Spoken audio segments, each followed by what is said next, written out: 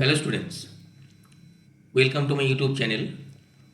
Today I am going to teach you the poem There is Another Sky.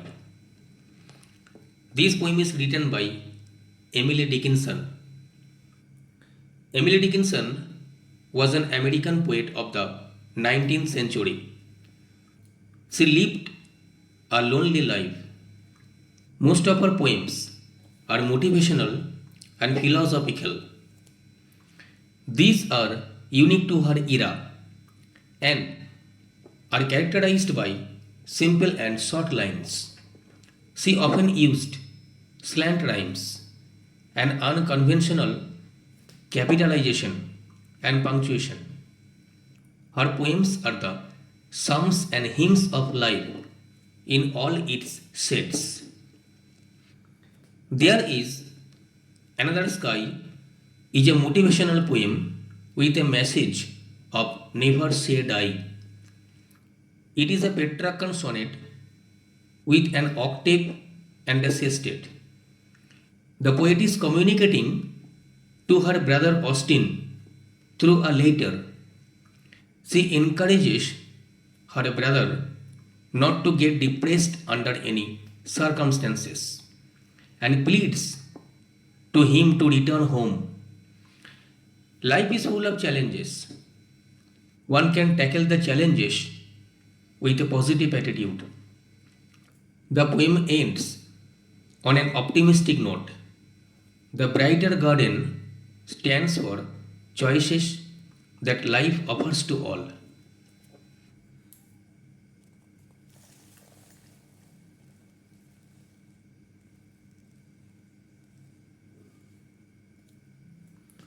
There is another sky. So, the first line of the poem is an example of metaphor. There is another sky, ever serene and fair, and there is another sunshine, though it be darkness there. Never mind, faded forest. Austin, never mind, silent fields. Here is a little forest whose leaf is evergreen. Here is a brighter garden where not a frost has been. In its unfading flowers, I hear the bright bee hum. Prithee, my brother, into my garden come. So, this poem is a motivational poem. The poet Emily Dickinson is motivating her own brother Austin, who left home because of some problems. So, the poet is requesting her brother to return home, which is full of happiness and peace. There is another sky, ever serene and fair. So, in the first line of the poem, sky denotes advantages, options, opportunities. As you know, there is only one sky in the world. So, here, another sky means another opportunity or advantage. So, you know, life is full of challenges, full of problems, full of obstacles.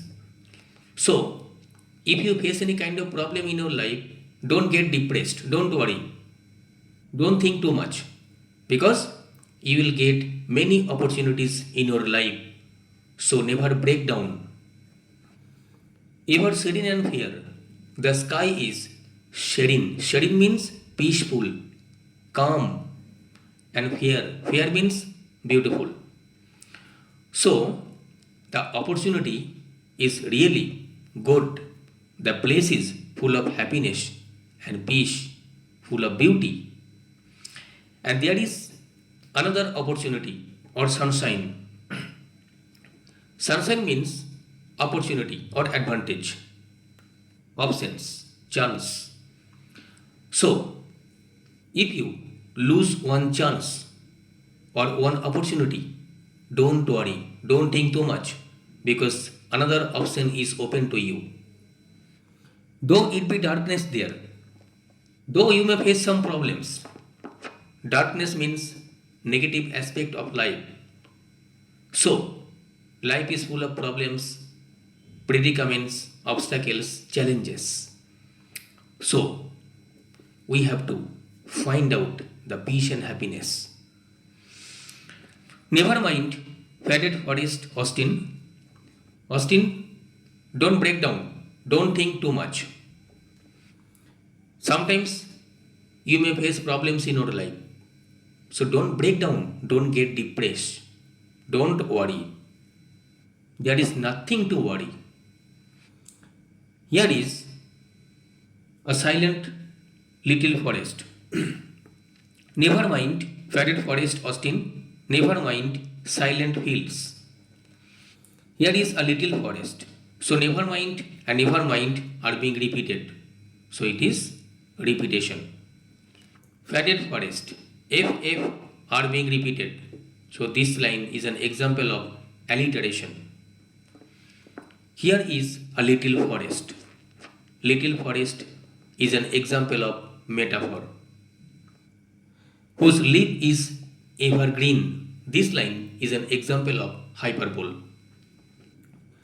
So, in the first stanza, Emily Dickinson is telling that if you face any problem or any challenge in your life, don't get depressed. Sometimes we face problems, but we have to overcome the obstacles, the difficult situations that you are facing in your life.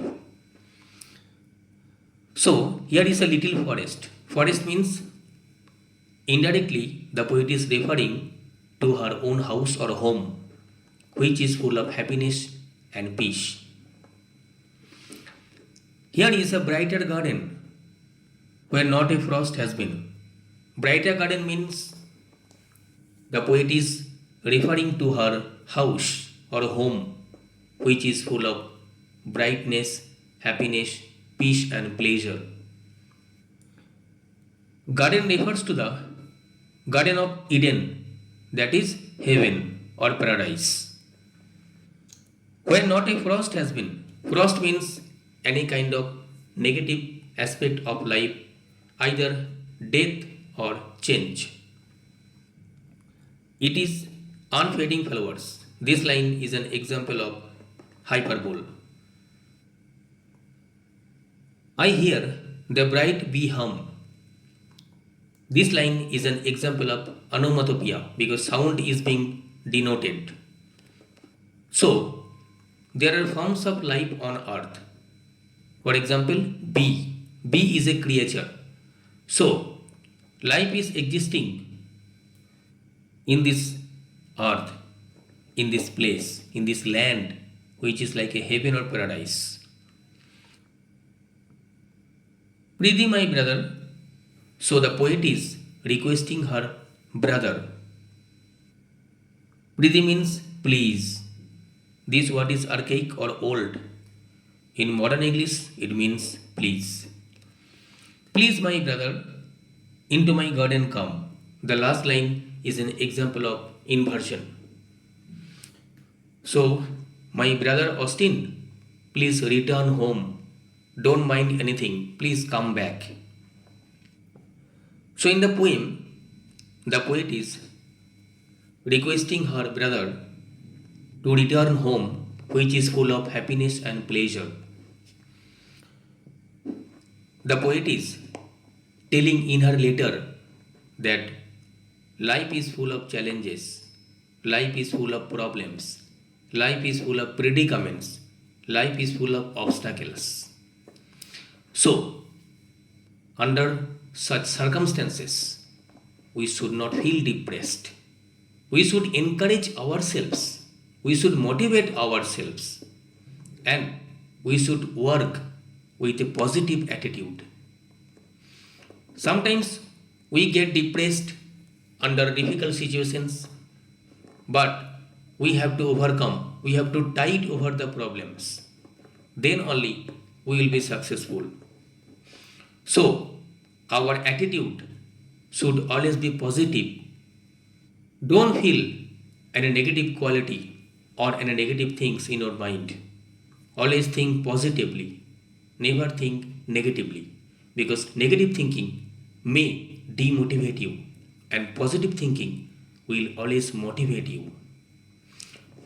So, the poem is ending on an optimistic note. Optimistic means full of happiness, full of hopefulness. So, we should be optimistic in our life. We should not be pessimistic. We should be hopeful. We should not be hopeless under any kind of circumstances. So, we should motivate ourselves. So, the poet is writing the letter to her brother Austin for coming back to their home, which is full of happiness. Because in the house there are parents, so all the members of the family are living there only. So if you face any problem, they can motivate you. But if you leave the house, then there is no one to take care of you. So home is the first place where you will get all the members of your family. They may console you if you face any kind of problems or troubles. So the poem ends on an optimistic note that always learn how to tackle the challenges with a positive attitude. Thank you.